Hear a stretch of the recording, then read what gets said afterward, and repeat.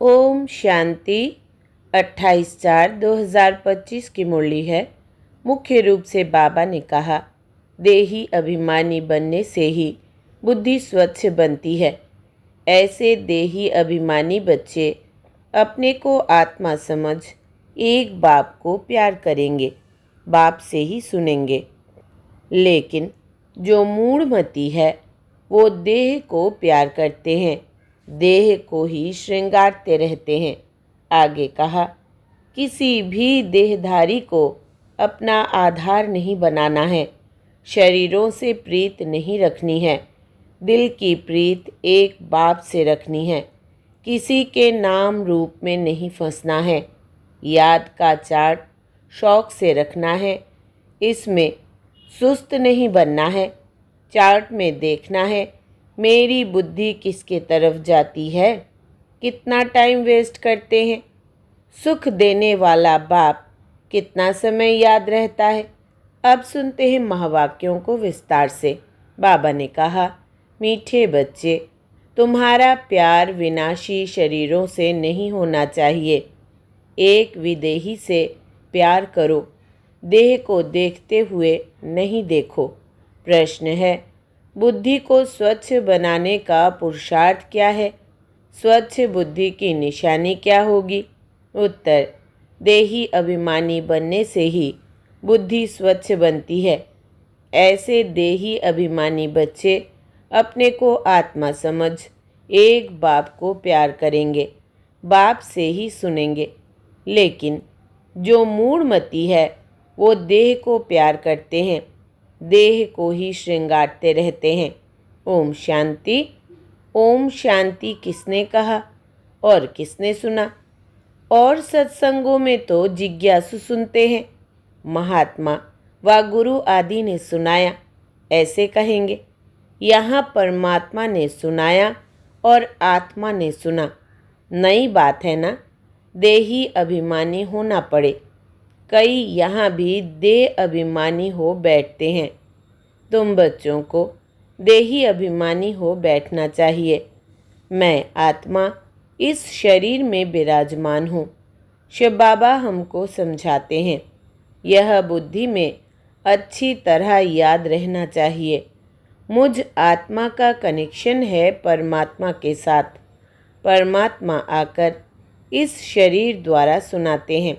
यह दलाल हो गया, तुमको समझाने वाला वो है। इनको भी वर्षा वो देते हैं, तो बुद्धि उस तरफ जानी चाहिए। समझो, बाप के 5-7 बच्चे हैं, उन्हों का बुद्धि योग बाप तरफ रहेगा ना, क्योंकि बाप से वर्षा मिलना है। भाई से वर्षा नहीं मिलता, वर्षा हमेशा बाप से मिलता है। आत्मा को आत्मा से वर्षा नहीं मिलता। तुम जानते हो, आत्मा के रूप में हम सब भाई भाई हैं। हम सब आत्माओं का कनेक्शन एक परम पिता परमात्मा के साथ है। वो कहते हैं, माँ में कम याद करो, मुझ एक के साथ ही प्रीत रखो, रचना के साथ मत रखो। देही अभिमानी बनो। मेरे सिवाय और कोई देहधारी को याद करते हो तो इसको कहा जाता है देह अभिमान। भल यह देहधारी तुम्हारे सामने है, परंतु तुम इनको नहीं देखो। बुद्धि में याद उनकी रहनी चाहिए। वो तो सिर्फ कहने मात्र भाई भाई कह देते हैं। अभी तुम जानते हो हम आत्मा है, परम पिता परमात्मा की संतान है। वर्षा परमात्मा बाप से मिलता है। वो बाप कहते हैं, तुम्हारा लव मुझ एक के साथ होना चाहिए। मैं ही खुद आकर तुम आत्माओं की अपने साथ सगाई कराता हूँ। देहधारी से सगाई नहीं है, और जो भी संबंध है वो देह के यहाँ के संबंध है। इस समय तुमको देही अभिमानी बनना है। हम आत्मा बाप से सुनते हैं, बुद्धि बाप तरफ जानी चाहिए। बाप इनके बाजू में बैठ हमको नॉलेज देते हैं। इसने शरीर का लोन लिया हुआ है। आत्मा इस शरीर रूपी घर में आकर पार्ट बजाती है, जैसे कि वो अपने को अंडर हाउस अरेस्ट कर देती है पार्ट बजाने के लिए। है तो फ्री, परंतु इसमें प्रवेश कर अपने को इस घर में बंद कर पार्ट बजाती है। आत्मा ही एक शरीर छोड़ दूसरा लेती है, पार्ट बजाती है। इस समय जो जितना देही अभिमानी रहेंगे वो ऊंच पद पाएंगे। बाबा के शरीर में भी तुम्हारा प्यार नहीं होना चाहिए, रिंचक मात्र भी नहीं। यह शरीर तो कोई काम का नहीं है। मैं इस शरीर में प्रवेश करता हूँ सिर्फ तुमको समझाने के लिए। यह है रावण का राज्य, पराया देश। रावण को जलाते हैं परंतु समझते नहीं हैं। चित्र आदि जो भी बनाते हैं उनको जानते नहीं हैं। बिल्कुल ही मूढ़मती है। रावण राज्य में सब मूढ़मती हो जाते हैं। देह अभिमान है ना, तुच्छ बुद्धि बन गए हैं। बाप कहते हैं मूढ़मती जो होंगे वो देह को याद करते रहेंगे, देह से प्यार रखेंगे। स्वच्छ बुद्धि जो होंगे वो तो अपने को आत्मा समझ परमात्मा को याद कर परमात्मा से सुनते रहेंगे। इसमें ही मेहनत है। यह तो बाप का रथ है। बहुतों का इनसे प्यार हो जाता है। जैसे हुसैन का घोड़ा, उनको कितना सजाते हैं। अब महिमा तो हुसैन की है ना, घोड़े की तो नहीं। ज़रूर मनुष्यों के तन में हुसैन की आत्मा आई होगी ना। वो इन बातों को नहीं समझते। अभी इसको कहा जाता है राजस्व अश्वमेध अविनाशी रुद्र ज्ञान यज्ञ। अश्व नाम सुनकर उन्होंने फिर घोड़ा समझ लिया है, उनको स्वाहा करते हैं। यह सब कहानियाँ हैं भक्ति मार्ग की।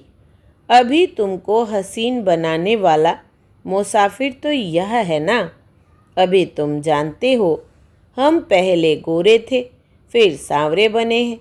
जो भी आत्माएं पहले पहले आती है तो पहले सतो प्रधान है, फिर सतो रजो तमो में आती है। बाप आकर सबको हसीन बना देते हैं। जो भी धर्म स्थापन अर्थ आते हैं वो सब हसीन आत्माएं होती है। बाद में काम चिता पर बैठ काली हो जाती है। पहले सुंदर फिर श्याम बनती है। यह नंबर 1 में पहले पहले आते हैं तो सबसे जास्ती सुंदर बनते हैं। इन लक्ष्मी नारायण जैसा नेचुरल सुंदर तो कोई हो न सके। यह ज्ञान की बात है। भल क्रिश्चियन लोग भारतवासियों से सुंदर अर्थात गोरे हैं, क्योंकि उस तरफ के रहने वाले हैं। परंतु सतयुग में तो नेचुरल ब्यूटी है। आत्मा और शरीर दोनों सुंदर है। इस समय सब पतित सांवरे हैं, फिर बाप आकर सबको सुंदर बनाते हैं। पहले सतो प्रधान पवित्र होते हैं, फिर उतरते उतरते काम चिता पर बैठ काले हो जाते हैं। अब बाप आया है सभी आत्माओं को पवित्र बनाने। बाप को याद करने से ही तुम पावन बन जाएंगे। तो याद करना है एक को, देहधारी से प्रीत नहीं रखनी है। बुद्धि में यह रहे कि हम एक बाप के हैं, वही सब कुछ है। इन आँखों से देखने वाले जो भी है वो सब विनाश हो जाएंगे। यह आँखें भी खत्म हो जाएंगी। परम पिता परमात्मा को तो त्रिनेत्री कहा जाता है। उनको ज्ञान का तीसरा नेत्र है। त्रिनेत्री, त्रिकालदर्शी, त्रिलोकीनाथ, यह टाइटल उनको मिले हैं। अभी तुमको तीनों लोकों का ज्ञान है, फिर यह गुम हो जाता है। जिसमें ज्ञान है वही आकर देते हैं। तुमको बाप 84 जन्मों का ज्ञान सुनाते हैं। बाप कहते हैं अपने को आत्मा समझो। मैं इस शरीर में प्रवेश कर आया हूँ तुमको पावन बनाने। मुझे याद करने से ही पावन बनेंगे और कोई को याद किया तो सतो प्रधान बन नहीं सकेंगे। पाप कटेंगे नहीं तो कहेंगे विनाश काले विपरीत बुद्धि विनाशंति। मनुष्य तो बहुत अंधश्रद्धा में है, देहधारियों में ही मोह रखते हैं। अब तुमको देही अभिमानी बनना है, एक में ही मोह रखना है। दूसरे कोई में मोह है तो गोया बाप से विपरीत बुद्धि है। बाप कितना समझाते हैं, मुझ बाप को ही याद करो, इसमें ही मेहनत है। तुम कहते भी हो हम पतितों को आकर पावन बनाओ, बाप ही पावन बनाते हैं। तुम बच्चों को 84 जन्मों की हिस्ट्री ज्योग्राफी बाप ही समझाते हैं, वो तो सहज है ना। बाकी याद की ही डिफ़िकल्टी है, तो डिफ़िकल्ट सब्जेक्ट है। बाप के साथ योग रखने में कोई भी होशियार नहीं है। जो बच्चे याद में होशियार नहीं, वो जैसे पंडित है। ज्ञान में भल कितने भी होशियार हो, याद में नहीं रहते तो वो पंडित है। बाबा पंडित की एक कहानी सुनाते हैं ना, जिसको सुनाया वो तो परमात्मा को याद कर पार हो गया। पंडित का दृष्टांत भी तुम्हारे लिए है। बाप को तुम याद करो तो पार हो जाएंगे। सिर्फ मुरली में तीखे होंगे तो पार जा नहीं सकेंगे। याद के सिवाय विकर्म विनाश नहीं होंगे। यह सब दृष्टांत बनाए हैं। बाप बैठ यथार्थ रीति समझाते हैं। इनको निश्चय बैठ गया, एक ही बात पकड़ ली कि परमात्मा को याद करने से पार हो जाएंगे। सिर्फ ज्ञान होगा, योग नहीं तो ऊंच पद पा नहीं सकेंगे। ऐसे बहुत है, याद में नहीं रहते। मूल बात है ही याद की। बहुत अच्छी अच्छी सर्विस करने वाले हैं, परंतु बुद्धि योग ठीक नहीं होगा तो फंस पड़ेंगे।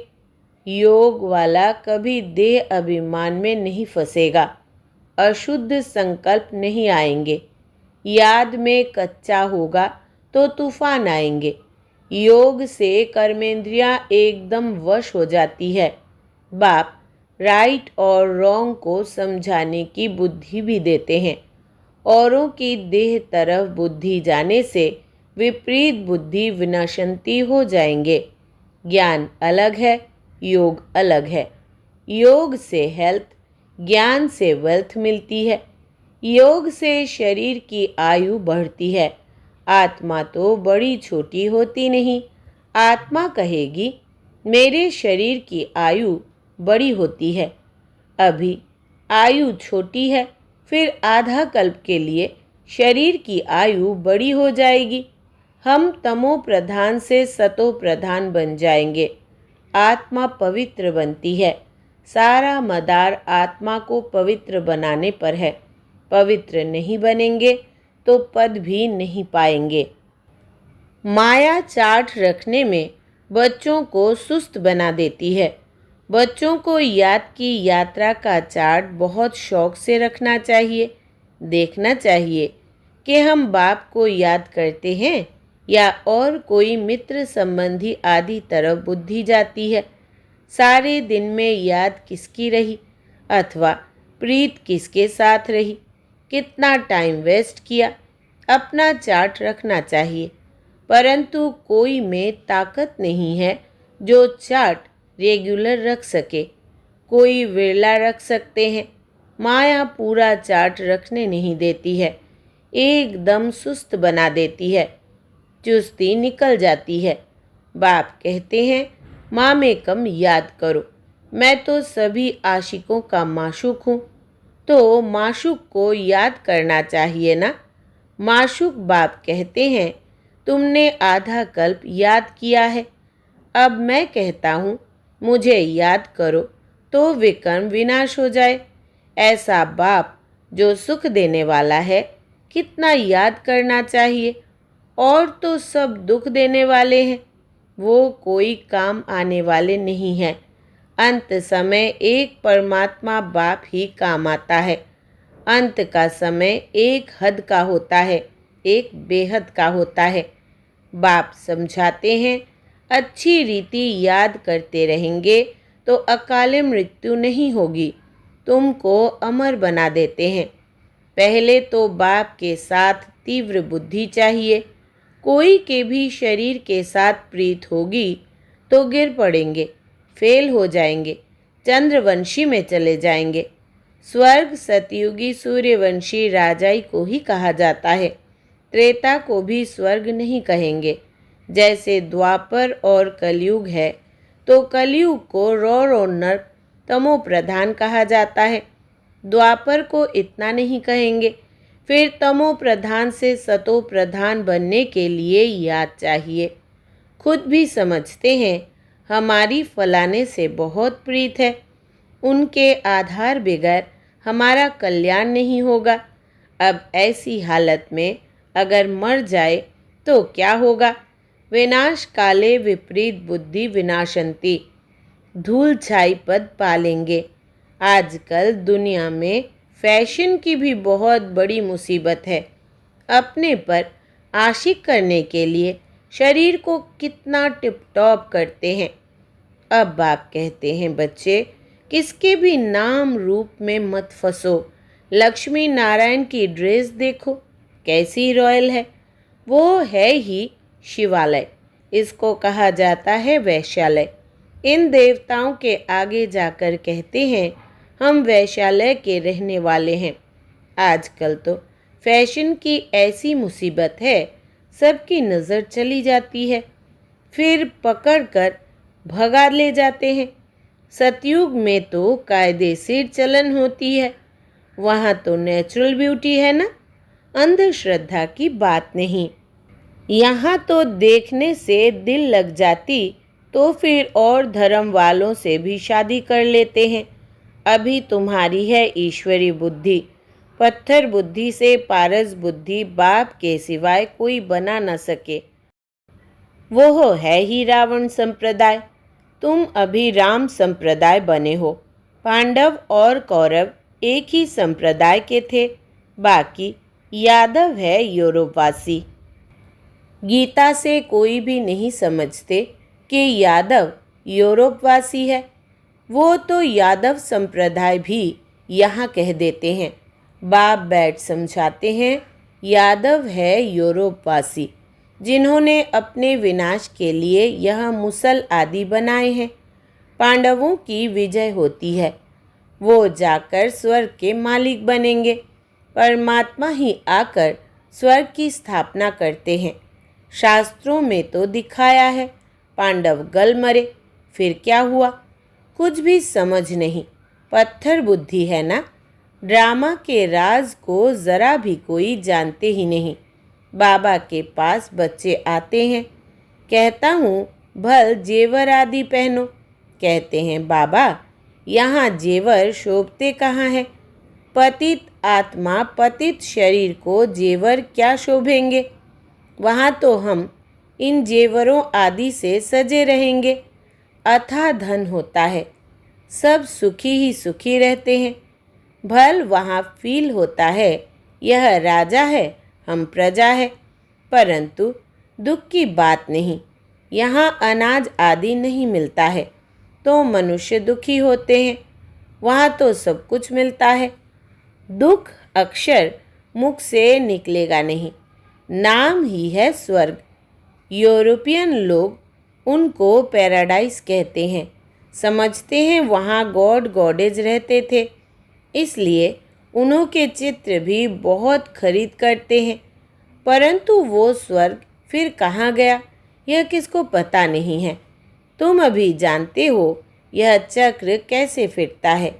नई सो पुरानी, पुरानी सो फिर नई दुनिया बनती है। देही अभिमानी बनने में बड़ी मेहनत है। तुम देही अभिमानी बनने से इन अनेक बीमारियों आदि से छूट सकेंगे। बाप को याद करने से ऊंच पद पा लेंगे। अच्छा, मीठे मीठे सिकिलधे बच्चों प्रति माता पिता बाप दादा का याद प्यार और गुड मॉर्निंग।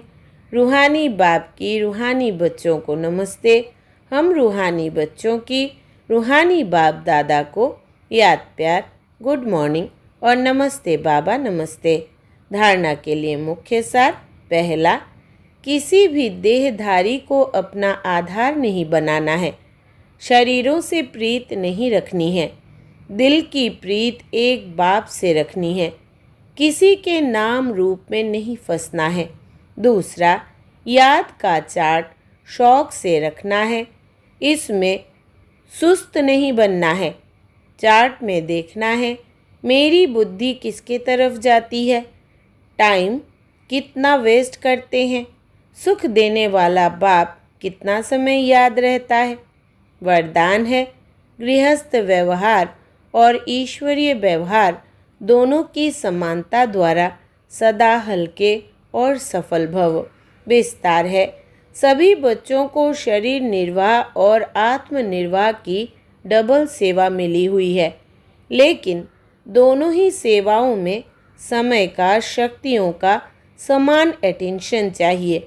यदि श्रीमत का कांटा ठीक है तो दोनों साइड समान होंगे, लेकिन गृहस्थ शब्द बोलते ही गृहस्थी बन जाते हो तो बहानेबाजी शुरू हो जाती है। इसलिए गृहस्थी नहीं, ट्रस्टी है। इस स्मृति से गृहस्थ व्यवहार और ईश्वरीय व्यवहार दोनों में समानता रखो तो सदा हल्के और सफल रहेंगे। स्लोगन है, फर्स्ट डिवीजन में आने के लिए कर्मेंद्रिय जीत, माया जीत बनो। फर्स्ट डिवीजन में आने के लिए कर्मेंद्रिय जीत, माया जीत बनो। अव्यक्त इशारे, कंबाइंड रूप की स्मृति से सदा विजयी बनो। आपके शिव शक्ति के कंबाइंड रूप का यादगार सदा पूजा जाता है। शक्ति शिव से अलग नहीं, शिव शक्ति से अलग नहीं। ऐसे कंबाइंड रूप में रहो। इसी स्वरूप को ही सहज योगी कहा जाता है। योग लगाने वाले नहीं, लेकिन सदा कंबाइंड अर्थात साथ रहने वाले। जो वायदा है कि साथ रहेंगे, साथ जिएंगे, साथ चलेंगे, यह वायदा पक्का याद रखो। अच्छा, ओम शांति।